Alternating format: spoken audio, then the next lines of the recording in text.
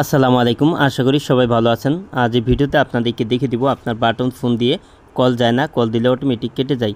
তো এই সমস্যাটা যদি আপনার বাটন ফোনে থাকে তাহলে কীভাবে ঠিক করবেন, তো তার সম্পূর্ণ প্রসেসটা স্টেপ বাই স্টেপ আপনাদেরকে দেখিয়ে দিব। সব ভিডিওটি কন্টিনিউ শেষ পর্যন্ত দেখতে থাকুন।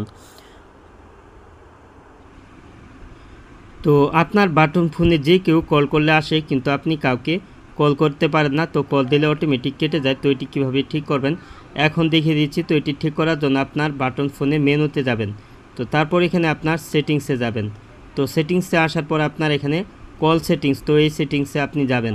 তারপরে এখান থেকে আপনার সিমটি সিলেক্ট করে নেবেন। তো যে সিমের সমস্যা, তো আমি 1 নাম্বার সিমটা সিলেক্ট করে নিলাম। তো সিম সিলেক্ট করে নেওয়ার পর আপনি নিচের দিকে আসলে এখানে দেখতে পাচ্ছেন লাইন সুইচিং অথবা কলার আইডি সেটিং, তো এখানে আপনি এই অপশনটি দেখতে পারেন। তো এখানে আপনি ওকে করে নেবেন। তারপরে এখানে আপনার যদি 2 নাম্বারটা দেওয়া থাকে তাহলে কিন্তু আপনি কাউকে কল করতে পারবেন না, তো কল দিলেই কিন্তু অটোমেটিক কেটে যাবে। তো এখানে আপনি অবশ্যই 1 নাম্বারটা আপনি সেভ করে নেবেন।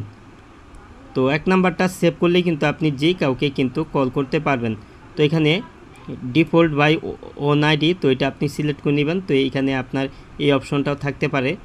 তো তারপর কিন্তু আপনি যে কাউকে কল করতে পারবেন, তো আর কিন্তু সমস্যাটা থাকবে না।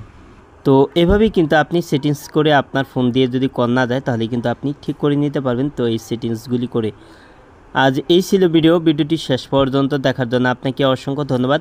ভিডিওটিতে লাইক কমেন্ট শেয়ার করবেন। আর আপনি আমার এই চ্যানেলে নতুন ভিজিট করে থাকলে এরকম ইন্টারেস্টিং ভিডিও পেতে চ্যানেলটি সাবস্ক্রাইব করে পাশের বেল আইকনটি অন করে দিবেন সবার আগে নতুন ভিডিওর নোটিফিকেশান পাওয়ার জন্য। পরবর্তী ভিডিওতে আবারও কথা হবে। ভালো থাকুন, আল্লাহ হাফেজ।